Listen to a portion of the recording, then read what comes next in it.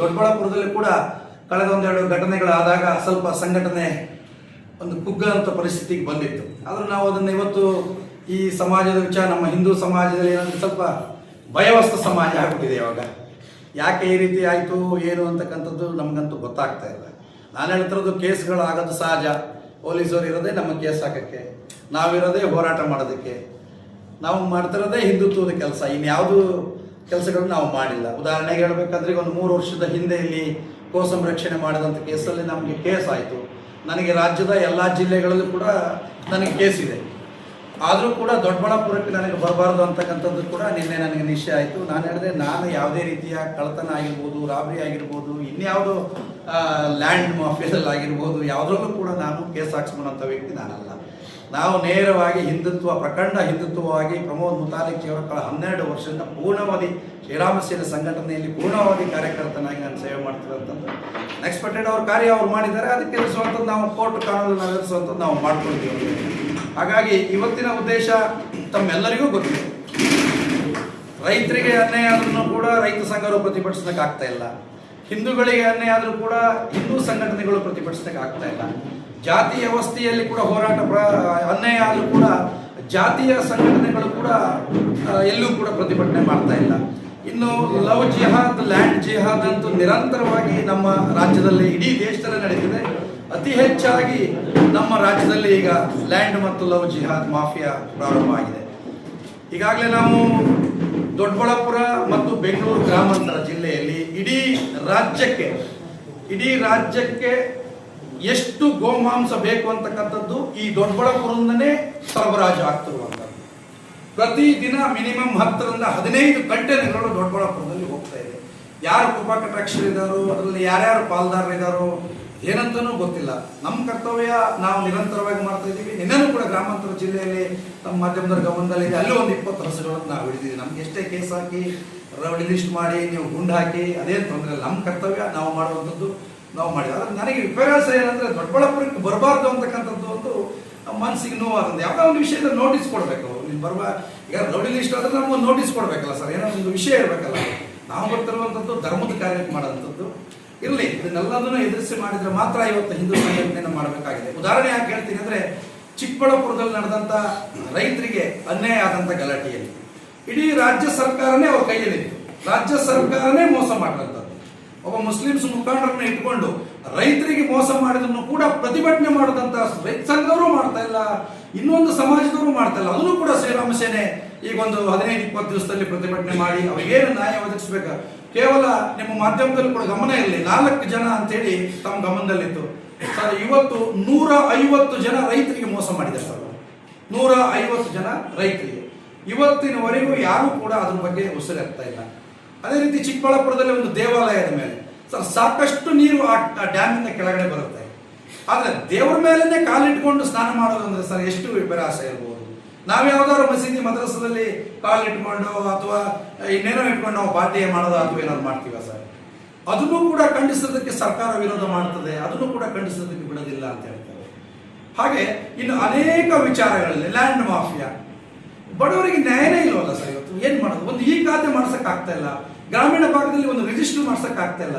ಇವತ್ತು ಎಲ್ಲ ಸಂಘಟನೆಗಳು, ಎಲ್ಲ ಸಮಾಜದ ಸಂಘಟನೆಗಳು ಇದ್ರೂ ಕೂಡ ಶ್ರೀರಾಮ ಸೇನೆ ಅಂತ ಎಲ್ಲರೂ ರೈತರು ಮುಖ ಮಾಡ್ಕೊಂಡು ಬರ್ತಾ ಇದ್ದಾರೆ ಅಂದರೆ ನಾವು ವೋಟಿಂಗ್ ಮಾಡಿ ಏನು ಪ್ರಯೋಜನ? ಎಲ್ಲಿಗೆ ಹೋಗ್ತಿದೆ ನಮ್ದಿದು? ನಾನು ಹೇಳೋದು, ಯಾವ ಪಕ್ಷದವರಾಗಲಿ ಎಲ್ಲ ಪಕ್ಷದವರು ನೀವು ಬರೀ ನಿಮ್ಮ ಕಾರ್ಯ ನೀವು ಮಾಡ್ಕೊಳ್ತಾ ಹೋಗ್ತಿದ್ರೆ ಜನಪ್ರತಿನಿಧಿಗಳು ಮಾಡುವಂಥದ್ದು ಏನಿದೆ? ಹಾಗಾಗಿ ಇಲ್ಲಿವರೆಗೂ ನಿಸ್ವಾರ್ಥವಾಗಿ ಶ್ರೀರಾಮ ಸೇನೆ ಸಂಘಟನೆ ಕಳೆದ 20 ವರ್ಷಗಳಿಂದ ಪ್ರಮೋದ್ ಮುತಾಲಿಕ್ ಜಿಯವರ ನೇತೃತ್ವದಲ್ಲಿ ಹೋರಾಟ ಮಾಡ್ಕೊಂಡು ಬರ್ತಾ ಇದೆ. ಅದೇ ಅವರ ಒಂದು ಆಶೀರ್ವಾದದೊಂದಿಗೆ ನಾವೆಲ್ಲ ಜಿಲ್ಲಾ ಪ್ರವಾಸಗಳನ್ನು ಮಾಡಿ, ಜಿಲ್ಲಾ ಮತ್ತು ತಾಲೂಕು ಪ್ರವಾಸಗಳನ್ನು ಮಾಡಿ ನಾವು ಈ ಒಂದು ಜವಾಬ್ದಾರಿ ಘೋಷಣೆ ಮಾಡುವಂಥ ಕಾರ್ಯಕ್ರಮವನ್ನು ಮಾಡ್ತಾ ಇದ್ದೀವಿ. ತಮ್ಮೆಲ್ಲ ಮಾಧ್ಯಮದವರ ಸಹಕಾರ ನಿಜವಾಗಲೂ 20 ವರ್ಷ ಪ್ರಮೋಜಿ ಸಂಘಟನೆಯನ್ನು ಮಾಡಿದಾರಂದ್ರೆ ಅದಕ್ಕೆ ನಿಜವಾದ ಕಾರಣ ಪತ್ರಕರ್ತರು. ಈ ದೇಶದಲ್ಲಿ ಯಾರಿಗಾದರೂ ನರೇಂದ್ರ ಮೋದಿಜಿ ಒಂದು ಹೊರತುಪಡಿಸಿದ ಸಂಘಟನೆ ಹೋರಾಟಕ್ಕೆ ಏನಾದರೂ ಪ್ರಮೋದ್ಜಿ ಅವರ ಒಂದು ಬೆಂಬಲ ಅಂತಾರಾಷ್ಟ್ರೀಯ ಲೆವೆಲ್ಗೆ, ಪ್ರಮೋದ್ಜಿನ ಒಂದು ಸಣ್ಣ ಹಳ್ಳಿ ಹುಕ್ಕೇರಿಯಿಂದ ಬಂದಂತ ಒಂದು ಸಣ್ಣ ವ್ಯಕ್ತಿನ ಇಡೀ ವಿಶ್ವಕ್ಕೆ ಪರಿಚಯ ಮಾಡಿಸಿ 20 ವರ್ಷದಲ್ಲಿ ಅವ್ರನ್ನ ಹೀರೋ ಮಾಡಿದಂಥದ್ದು ಯಾವ್ದಾದ್ರು ಒಂದು ಸಂಸ್ಥೆ ಇದ್ರೆ ಅದು ನಮ್ಮ ದೇಶದ, ನಮ್ಮ ರಾಜ್ಯದ ಮಾಧ್ಯಮಗಳು. ಹಾಗಾಗಿ ಯಾವತ್ತೂ ಕೂಡ ನಾವು ಹೋರಾಟ ಕೈಯಿಂದ ಹಿಂಸರಿಯುವಂಥದ್ದಲ್ಲ. ಇವತ್ತು ಜವಾಬ್ದಾರಿಯನ್ನು ನಾವು ಪ್ರತಿಯೊಬ್ಬರಿಗೂ ಕೊಡ್ತಾ ಇದ್ದೀವಿ. ಮುಂದಿನ ದಿನದಲ್ಲಿ ಗ್ರಾಮಾಂತರ ಜಿಲ್ಲೆಯಲ್ಲಿ ವಿರಾಟ್ ಹಿಂದೂ ಸಮಾವೇಶವನ್ನು ಕೂಡ ಹಮ್ಮಿಕೊಂಡಿದ್ದೀವಿ. ಹಾಗಾಗಿ ಒಂದು ಸಣ್ಣ ಮಟ್ಟದ ಪತ್ರಿಕಾಗೋಷ್ಠಿಯನ್ನು ಮಾಡಿ ಆನಂತರ ಇಲ್ಲಿರುವಂತಹ ಜಿಲ್ಲಾ ಪದಾಧಿಕಾರಿಗಳಿಗೆ ಒಂದು ಜವಾಬ್ದಾರಿ ಘೋಷಿಸಬೇಕಂತೇಳಿ ನಿಶ್ಚಯ ಮಾಡಿದ್ದೀವಿ.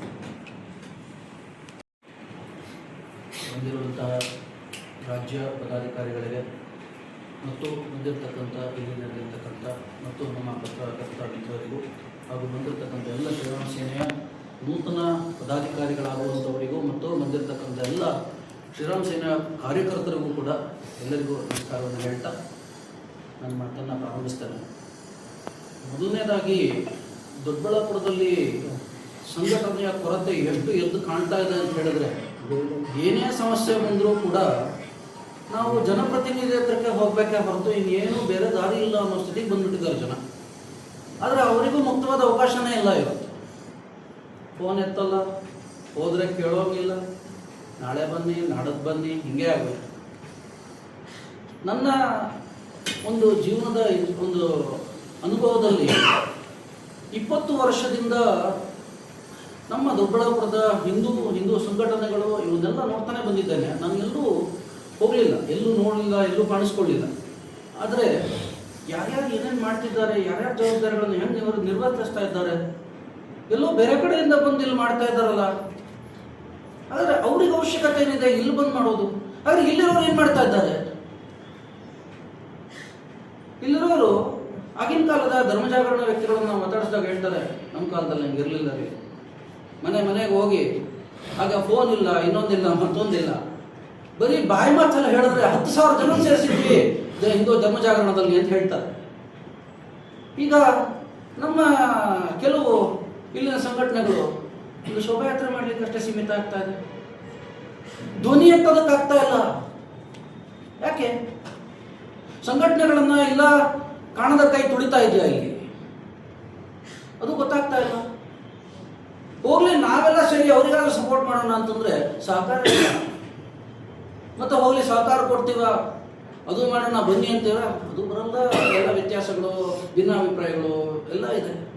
ಇದರ ಮಧ್ಯ ಗಟ್ಟಿಯಾಗಿ ಶ್ರೀರಾಮ ಸೇನೆ ದೊಡ್ಡಬಳ್ಳಾಪುರದಲ್ಲಿ ನಿಲ್ಲಬೇಕು ಮತ್ತು ಜನಗಳ ಧ್ವನಿಯಾಗಬೇಕು ಅಂತ ಹೇಳಿ ಇವತ್ತು 2 ವರ್ಷ ಆಯಿತು ನಾನು ಇವತ್ತು ಶ್ರೀರಾಮ ಸೇನೆಯನ್ನು ಸೇರಿ 25 ವರ್ಷಗಳ ಅನುಭವವನ್ನ ನನ್ನ ಜೀವನದ ಏನು ಪೊಲಿಟಿಕಲ್ ಸೈನ್ಸ್ MA ಪದವೀಧರನಾಗಿ ಒಂದು ಸಮಾಜಕ್ಕೆ ಏನಾದರೂ ಒಂದು ಒಳ್ಳೆಯದನ್ನು ಮಾಡಬೇಕು, ಸಮಾಜದ ಕಟ್ಟ ಕಡೆಯ ವ್ಯಕ್ತಿಯನ್ನು ಕೂಡ ಅವನ ಸಮಸ್ಯೆಯನ್ನು ನಾವು ಕೇಳಬೇಕು ಅನ್ನೋ ಒಂದು ಉದ್ದೇಶದಿಂದ ಈ 2 ವರ್ಷ ದೊಡ್ಡಬಳ್ಳಾಪುರವನ್ನು ಪರಿಚಯ ಮಾಡಿಕೊಂಡು ಮೂಲೆ ಮೂಲೆಗಳನ್ನು ತಿರುಗಿ ಎಲ್ಲ ಕಡೆಯಲ್ಲೂ ಸಂಚಾರ ಮಾಡಿ ಎಲ್ಲೆಲ್ಲಿ ಯಾರ್ಯಾರಿದ್ದಾರೆ, ಏನ್ ಮಾಡ್ತಾ ಇದ್ದಾರೆ, ಏನಾಗ್ತಾ ಇದೆ ಪ್ರತಿಯೊಂದನ್ನು ಗಮನಿಸ್ತಾ 1 ವರ್ಷ ಕಾಲಕ್ಕೆ ಬೆಂಗಳೂರು ಗ್ರಾಮಾಂತರ ಜಿಲ್ಲೆಯ ಗೌರವಾಧ್ಯಕ್ಷನಾಗಿ ಸೇವೆಯನ್ನು ಸಲ್ಲಿಸಿದೆ.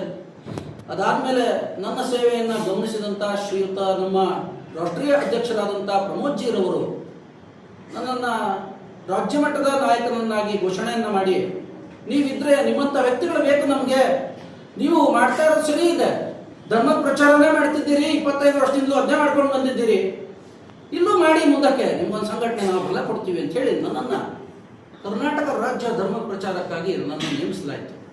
ಅದಾದಾಗಿಂದ ನನ್ನ ಮೊದಲನೇ ಕಾರ್ಯಾಚರಣೆ ಗಂಗಮ್ಮ ದೇವಿ ಚಿಕ್ಕಬಳ್ಳಾಪುರ ಜಿಲ್ಲೆಯ ಏನು ಶ್ರೀನಿವಾಸ ಸಾಗರದಲ್ಲಿದೆ, ಅದರ ಮೇಲೆ ಮುಸ್ಲಿಂ ಯುವತಿಯರು ಅದರ ಮೇಲೆ ಕಾಲು ಹಾಕ್ಕೊಂಡು ಅಪಮಾನ ಮಾಡ್ತಾರೆ. ಪೊಲೀಸ್ ಇಲಾಖೆಗೆ ಇದ್ರ ಬಗ್ಗೆ ಗಮನನೇ ಇಲ್ಲ, ಆದರೆ ಇತ್ತೋ ಏನೋ ಗೊತ್ತಿಲ್ಲ. ಒಟ್ಟಲ್ಲಿ ನಾನು ಹೋಗಿ SP ಕಚೇರಿ ಅಲ್ಲಿ ಹೋಗಿ ಕೂತು FIR ಹಾಕ್ಸ್ಕೊಂಡು ಬರ್ತೇನೆ. ಹಿಂಗ ಅದೇ ನಮ್ಮ ಕಾರ್ಯಕರ್ತರ ಮೇಲೆ ಸುಮೋಟೋ ದಾಖಲಾಗುತ್ತೆ, ಅವ್ರ ಮೇಲೆ ಯಾಕಾಗಲ್ಲ?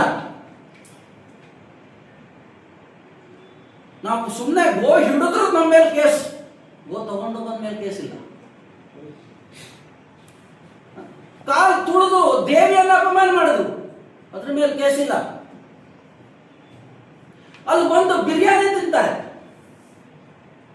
ದೇವಾಲಯ ಅಪವಿತ್ರಗೊಳಿಸ್ತಾರೆ, ನಂದಿ ದೇವಸ್ಥಾನದೊಳಗಡೆ ಪ್ರವಾಸಿ ತಾಣ ಮಾಡಲಾಗಿದೆ, ಅದನ್ನ ಆಚೆ ಕಡೆ ಪಾರ್ಕಲ್ಲಿ ಕೂತು ಬಿರಿಯಾನಿ ತಿಂತಾರೆ. ಎಲ್ಲಿವರೆಗೂ ಸಹಿಸ್ಕೊಳ್ಬೇಕು ನಾವು? ಹಿಂದೂಗಳು ಅಂತಂದ್ರೆ ಸಹಿಸ್ಕೊಳ್ಳೋರ? ಯಾಕೆ ಸಹಿಸ್ಕೊಳ್ಬೇಕು? ಈ ಒಂದು ನನ್ನಲ್ಲಿರ್ತಕ್ಕಂಥ ಈ ಒಂದು ಭಾವನೆ ಏನಿತ್ತು, ಇಲ್ಲ, ಒಂದು ಸ್ಥಿತಿಗೆ ತರಬೇಕು, ಸಂಸ್ಕಾರಗಳನ್ನು ಕೊಡಬೇಕು. ನಮ್ಮ ಹಿಂದೂ ಸಮಾಜ ಇವತ್ತು ಸಂಸ್ಕಾರ ವಂಚಿತರಾಗ್ತಾ ಇದ್ದಾರೆ. ನಾನು ಇನ್ನೊಬ್ಬರ ಧರ್ಮದ ಬಗ್ಗೆ ನಾನು ಯಾವತ್ತು ಮಾತಾಡ್ಲಿಕ್ಕೆ ಹೋಗೋದೇ ಇಲ್ಲ. ನಮ್ಮಲ್ಲೇ ಸರಿ ಇಲ್ಲ. ಸಾವರ್ಕರ್ ಒಂದು ಮಾತು ಹೇಳ್ತಾರೆ, ನಾವು ಹೊರಗಡೆಯಿಂದ ಬಂದವರು ಶತ್ರುಗಳಲ್ಲ, ಬೇರೆ ಧರ್ಮದವರು ನಮಗೆ ಶತ್ರುಗಳಲ್ಲ, ನಮ್ಮವರೇ ನಮಗೆ ಶತ್ರುಗಳು. ಇಂತಹ ನಮ್ಮ ಒಳಗಿರುವಂತಹ ಹಿತಶತ್ರುಗಳ ವಿರುದ್ಧನೇ ನನ್ನ ಹೋರಾಟವೇ ಹೊರತು ಯಾವತ್ತೂ. ನನ್ನ ಧರ್ಮದೊಳಗಡೆ ಇರುವಂತಹ ಧರ್ಮದ್ರೋಹಗಳ ವಿರುದ್ಧವೇ ನನ್ನ ಹೋರಾಟ ಯಾವತ್ತೂ. ನಾನು ಇರುವವರೆಗೆ ನನ್ನ ಧರ್ಮದ ಆಚರಣೆಗಳ ಹಬ್ಬಗಳ ಅಪಮೌಲ್ಯ ಮಾಡುವಂಥದ್ದು, ಅವಮಾನ ಮಾಡುವಂಥದ್ದು ಸಹಿಸಲ್ಲ. ಇವತ್ತು ನಮ್ಮ ದೊಡ್ಡಬಳ್ಳಾಪುರದಲ್ಲಿ ಈ ಘಟಕ ಉದ್ಘಾಟನೆ ಆದ ಮೊದಲನೇ ಕಾರ್ಯಾಚರಣೆ ಈ ರಾಜಮೌಳಿ ಏನು ದುಡ್ಡು ಹಾಕಿ ದೇವರ ಮೇಲೆ ಬಂಡವಾಳ ಹಾಕಿ, ದೇವರ ಮೇಲೆ ಬಂಡವಾಳ ಹಾಕೋದು, ಬಂಡವಾಳ ತಗೊಳ್ಳೋದು, 100 ಕೋಟಿ ಹಾಕು, 800 ಕೋಟಿ ಮಾಡು, ಇದಾ ನಮ್ಮ ದೇವರ ಮೇಲೆ ಮಾಡುವಂಥದ್ದು. ನೀವು ಆಯ್ತು, ಬಂಡವಾಳ ಮಾಡ್ತೀರಿ, ಎಲ್ಲ ಮಾಡ್ತೀರಿ, ಆದರೆ ಹಿಂದೂಗಳ ಮೇಲೆ ಭಾವನೆಯಲ್ಲಿ ಇರುವಂತವ್ರು ನೀವು. ನನಗೆ ದೇವರ ಮೇಲೆ ನಂಬಿಕೆ ಇಲ್ಲ ಅಂತ ಹೇಳಿ ಸಾವಿರಾರು ಜನ, ಲಕ್ಷಾಂತರ ಜನ ನಿಮ್ಮ ವೀಕ್ಷಣೆ ಮಾಡುವಂತ, ನಿಮ್ಮ ಕಾರ್ಯಕ್ರಮ ವೀಕ್ಷಣೆ ಮಾಡುವಂತ ಸಂದರ್ಭದಲ್ಲಿ ನೀವು ಹೇಳಿದಂತ ಮಾತಿದೆಯಲ್ಲ, ಇದು ನಮ್ಮ ಹಿಂದೂಗಳೆಲ್ಲ ಕೆರಳಿಸಿದೆ. ಇವತ್ತು ಆ ರಾಜಮೌಳಿಯರು ಏನಿದ್ದಾರೆ, ನಾನು ಇವತ್ತು ವಿಡಿಯೋನು ಮಾಡಿ ಹಾಕಿದ್ದೇನೆ, ಕ್ಷಮಾಪಣೆ ಕೇಳಲೇಬೇಕು. ಇಲ್ಲದೇ ಇದ್ದರೆ ನಾನು ಇಲ್ಲೇ ಅವ್ರ ಮೇಲೆ ಕೇಸ್ ಮಾಡ್ತೇನೆ ಅಂತ ಕೂಡ ನಾನು ಇವತ್ತು ನಿಮ್ಮ ಮುಖಾಂತರ ಹೇಳ್ತಾ ಇದ್ದೇನೆ. ಮೊದಲನೇ ಹೀಗಾಗಿ ಧರ್ಮದ ವಿಚಾರದಲ್ಲಿ, ಹಿಂದೂ ಧರ್ಮದ, ನಾನು ಯಾವತ್ತೂ ಒಂದೇ ಹೇಳ್ತಿರ್ತೀನಿ, ಧರ್ಮಕ್ಕಾಗಿ ಧರ್ಮಕ್ಕೋಸ್ಕರ, ಧರ್ಮದಿಂದನೇ, ಧರ್ಮದಿಂದ ಧರ್ಮಕ್ಕಾಗಿ ಧರ್ಮಕ್ಕೋಸ್ಕರನೇ ನನ್ನ ಪ್ರಾಣವನ್ನು ನಾನು ಕೊಡಲಿಕ್ಕೆ ರೆಡಿ ಇದ್ದೇನೆ.